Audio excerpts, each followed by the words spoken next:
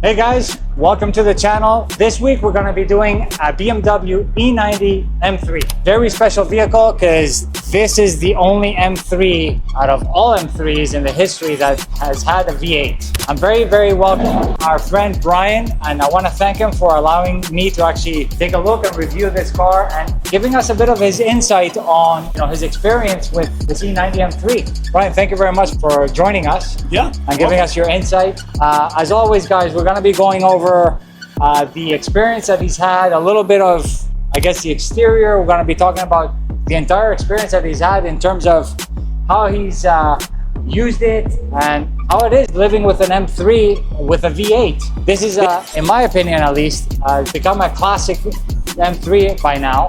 And I think they're pretty sought after right now just because of the fact that it's the only V8 in the M3 class or M4 class. So guys, if you're new to the channel, make sure to subscribe and take a look at some of the other content that where I cover vehicles such as this BMW M3 E90, other luxury and exotic vehicles, and make sure to stay tuned for future videos as well. So guys, let's strap in and take a look.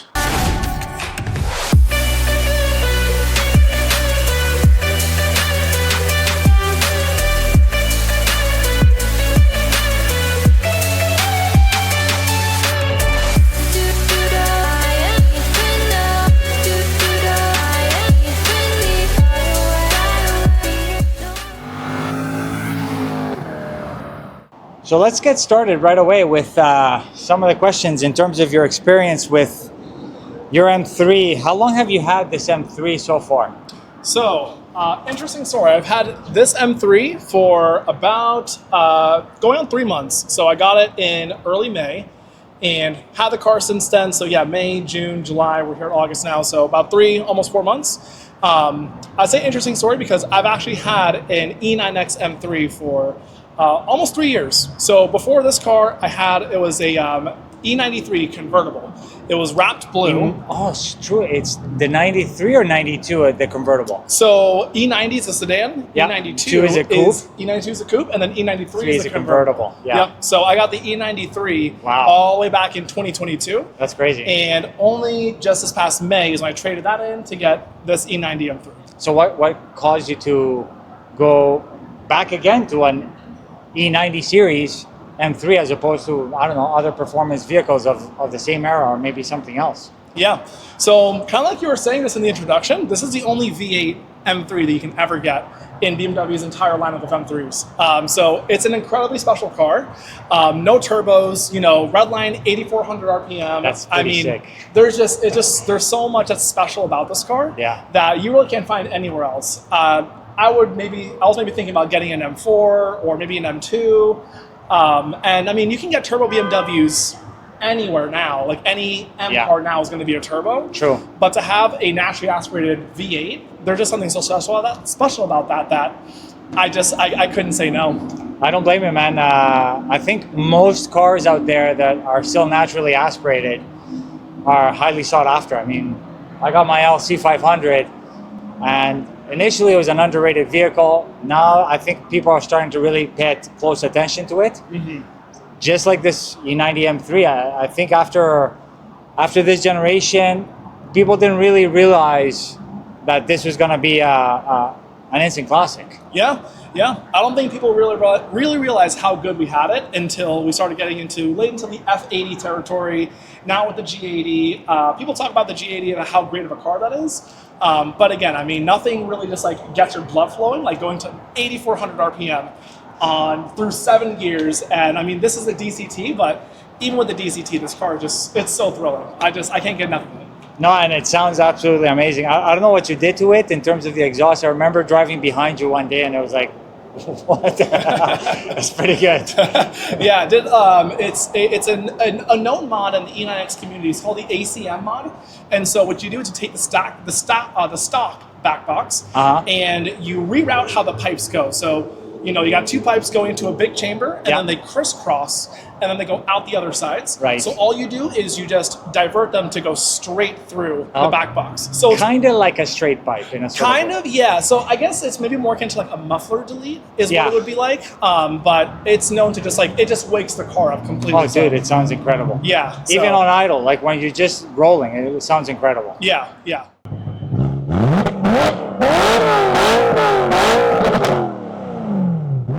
So I guess you've already kind of told me, or kind of already answered my next question, which is, how would you describe the feeling of driving the E90 M3? Yeah. I mean, there's so many words I could use to describe the feeling of driving the E90 M3 or just any E93 M3. Never driven the coupe, only the convertible and then the sedan. Yeah. So I'll start with my experience with the convertible first, since I had that one. So that car, you know, very similar to this car. I'd say it's definitely a little bit, you know, you feel more of the weight. That car is about 400 pounds heavier than this one. So going into turns, it is very capable, but you do feel some of the weight since the center of gravity is really high with the folding roof.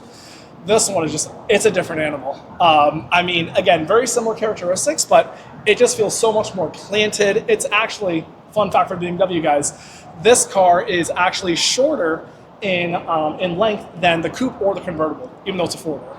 Really? Yeah. So going around turns, you really feel that the car is just so compact. It rotates. Yes, yeah. it rotates very well, just like as you're going through like high speed in turns. It's very just like, you know, it feels like it's angry on the road.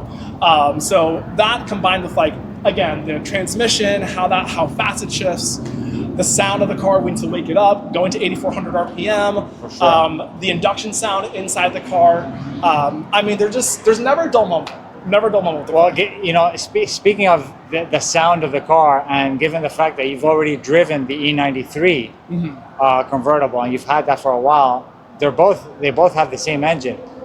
After all this time, you know, so having the E93 and now having the E90, does the V8 still give you that same thrill as when you first got it? 100%. It could just be me. Maybe some people are after high numbers and, you know, other BMW guys now where it's just all about modding the car and getting to, you know, downpipe and tune. That's like the BMW car guy formula now. Yeah. But I mean, again, naturally aspirated V8, it's just, every day is just so exciting. There's nothing like, if you have a rough day at work, getting the car and then just pounding the crap out of it. It's just the most satisfying experience you could possibly just imagine. And good thing about this car too, you don't get peak power until redline. So it's more, you get most of your power towards the higher end of the rev range. Yes, best part about that is that you can rev the car out at low speeds. So even just like stoplight to stoplight, you can go all the way to like 7,000 or 8,000 RPM just in first gear. Yeah. And then even at second gear, you can still get like another 5,000 or 6,000 RPM. Whereas like if you're in a turbo car, you're shifting at 2,000 RPM and you're already in, you know, jail territory. Yeah, that's true. I mean, that's the thing about turbos is that they have a very wide power band, especially with the torque, and you get power quite a bit early in the, you know, as soon as you start putting your foot on the pedal. Mm-hmm. So you don't really get to enjoy the car as much as something like this, for example. Exactly. Yeah. So given the fact that you're just talking about, you know, having a bad day at work and then just taking the car out, what type of environment would you say this car is the most fun to drive? Is it like city driving? Have you taken this on the track, for example? I want to. So yeah, that's a great question. I would say it depends on the mods you do, only because if you're driving the city, it's really, really fun to downshift and hear the exhaust backfire off the walls. And you don't have to drive that fast for that. Not at all. I mean, Yeah. you get to like maybe third gear, 40 miles an hour, and then you downshift, and the car goes to over 3,500 RPM, and it just wakes the whole city up. I can attest to that, by the way. Yeah, yeah. No, your car's louder than mine, so I want to get on your level at some point. But yeah, I would say city driving is a lot of fun just to hear the sound going off the walls of the city. You know, highway driving is really satisfying because I mean the car just it has power for days. Like even though it's only got 414 horsepower, 295 pound-feet of torque. I mean, we're in the days now where people are saying that's not a lot of power. But I mean, on paper, that's still a decent amount of power. Yeah. And the torque curve is so flat in this car that even if you're on the highway and you're going 80 miles an hour, you downshift twice into fifth gear, and the car still pulls. Like, it still goes, and it doesn't feel like it's letting up at all. To be honest with you, I mean, the good thing about these type of cars is that it's usable power. Yes. Because yes. nowadays you have like exorbitant amounts of power on some of these vehicles, even like non-supercars, and you can't even put the power down. Yeah. You're spinning tires on second, third gear. Even if it's an EV, you're spinning tires like all over, like going over 70 miles an hour. It's ridiculous. So you can't really enjoy the car as much. Something like this would actually allow you to enjoy the vehicle's dynamics and enjoy the car much more. Yeah. Yeah. Exactly.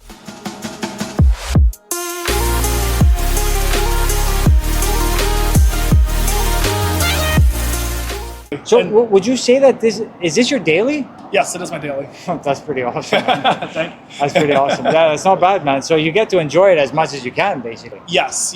Every day is just puts a smile on my face every single day.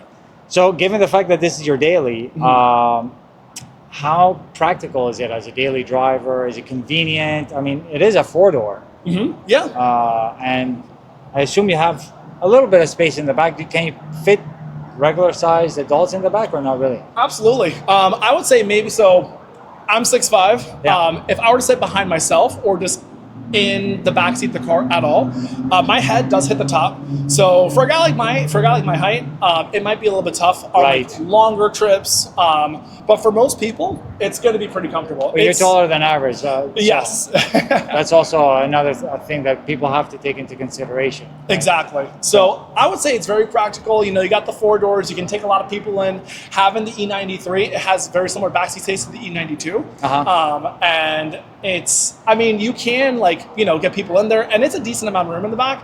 But people are going to be so much more comfortable in an actual 4-door car, and where they don't feel like their knees are up against the seat in front of them. Like there's usable space back there. The other thing also that I noticed is that when I was taking a look at your trunk, you actually do use the trunk quite a bit, and there's quite a bit of space in there. Yes, quite a bit of space, and there's quite a lot of stuff. So anyone getting E90 M3, there's a lot of space in the trunk. You get very usable car. So now the fact that you've for about 3 months with this car, are you surprised in terms of how livable it is to be with this car compared to like the E93 that you had before? Are you like did you expect more? Did you expect less? Yeah. So I would say that it is very livable. I only hesitate because this car's on coilovers. Okay. I did not do the coilovers. Previous owner did the coilovers, and I would say this car with the coilovers and just like the comfort of the ride with how much it jolts over bumps, I'd say we're treading on the line between like a dailyable, constantly dailyable car, and more of like a weekend car. Even then, it is still a very dailyable car. I don't have any problems. Like, I'm young, I can deal with the bumps and all that stuff. My back's not messed up, so I can deal with it.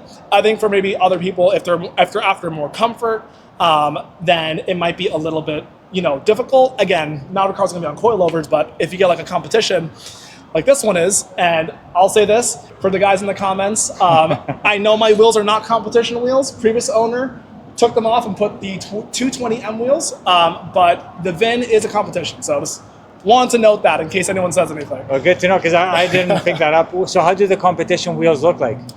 They are like more like, it's almost like a U shape, and then it just goes in like spokes around the wheel. I'll put it up on the screen for you guys anyways. Yeah. I'm planning to get it back to competition wheels some point soon. Okay, nice. That's pretty good. I've had an M5 myself before, an F90. I had a lot of issues with it. M cars are known to be high maintenance vehicles.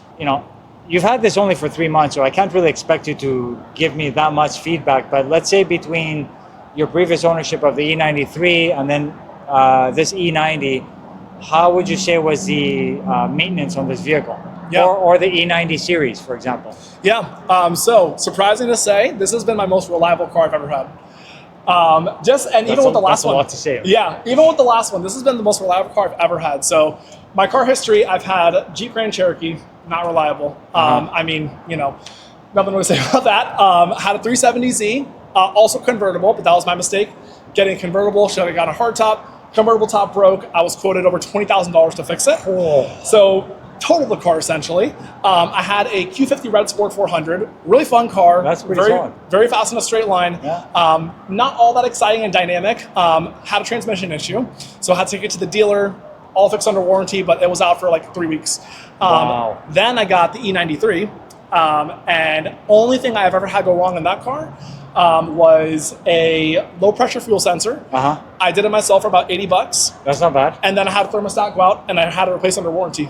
That's pretty good. And that's it in 2.5 years. That's pretty good, man. Yeah. That's very, very good. I'm very surprised, but lucky you, I guess, given the fact that some people do complain about maintenance issues with the M cars. The other thing I did read in multiple forums is that I guess it's more about how well you take care of your M car. If you do all the proper maintenance and the proper schedules, it shouldn't give you any issues. That's what I've been reading. Yeah. I can't say I was in the same sort of scenario with my F90 M5 because my brother had it before, and my brother's not much of a car guy. So we don't know what he did before. I mean, honestly, you could probably make an entire video alone on the reliability and just the big ticket items to do on the E9X generation of cars. So big thing for anyone considering this car, make sure you do the rod bearings, or make sure that the rod bearings have been done before you buy the car. So thankfully with this one, rod bearings were done. In my previous car, I did the rod bearings myself. Another big ticket item is throttle actuators. Those are known to go out, and that can happen randomly. Not a preventative item that you can really do. It's more of like a wait until it fails kind of thing. Because it won't blow up the engine. So that is just like wait until it happens. This car, I was told that they've been done. I actually don't have receipts. I probably should try and find some. Right. But other than that, those are the two big ticket items. If you do those, these cars will last as long as you take care of them. So just make sure that, again, someone wants to get this car, it's really important to just let the car warm up. Don't go above 3,000 RPM until you get an oil reading in the dash, and then also until the oil gets a temperature in your gauge cluster. After that point, then put into M mode, go to 8,000 RPM if you want to, but that's really important. Shit out of it, Yes. Do all the stuff that you want to do with it. Yep, exactly. Okay, no, fair enough. I know that this is a DCT. Did you have a DCT on your E93 as well? Yes. So you can't give much of an opinion of a manual versus the DCT. Yeah, not too much. I mean, the only thing I'll say is that a lot of people in forums and videos and stuff have said that the DCT suits this car better, only because you can play with the revs a lot easier. Right. But I mean, anyone that loves a manual car, you're gonna get a manual no matter what. I've heard of the manuals in these cars, and just M cars in general are very rubbery and notchy, and the clutch is very springy. So I mean, that could be something that people think about, but I mean, the DCT in this car is fantastic. It's known to be very reliable as well, very strong. And so it just lets you just bounce in between the gears very, very quickly and easily. So I love it. So this second M3 or M4 E90 series car that you've had, would you say that this is a forever car for you? Yeah, I would say so. I said that about my convertible until I got this car. So in a way, I guess it's technically still, I haven't left the E9X generation in almost 3 years. Again, it's just, there's something so special about, you're not going to find naturally aspirated M cars or just many naturally aspirated performance cars in general. So these cars are just a gem. With it being the last naturally aspirated M car available, I mean, I would want to hold on to it. I'd want to hold on to it for as long as I possibly could. Would you say that having a naturally aspirated performance vehicle has changed your perspective on performance cars in general? Yeah, I would say that part of the excitement of getting up to speed is the fact that it's naturally aspirated. Right. Again, with the turbos, it's just instant gratification, but it's just so much more satisfying to rev the car out and just actually hear the induction sound, hear the car, the exhaust in the back, feel the engine bay shaking, not too much, but just feel the car, you can just feel the effort in the car, and there's just something so just thrilling about that. Would you say that the novelty of the naturally aspirated V8 has already gone away, or is it still there? I mean, you did say that you actually modified the exhaust, so did that sort of renew or restart your excitement towards a naturally aspirated V8? Yes, yeah, I would say again, that's an essential mod. These cars are way too quiet stock, so that mod, again, I would recommend it to anyone that doesn't want to spend big money on an exhaust. Mine was about 400 bucks. So for $400, you can really just wake the engine up. 400 bucks is not much, man. To be not honest. at all. Not for a really good exhaust. Yeah. So yes, I would say for sure, like that just really reinvigorated, just like that, you know, the novelty and the charm of having a V8 and just hearing it scream and hearing it rev out. For sure. Absolutely.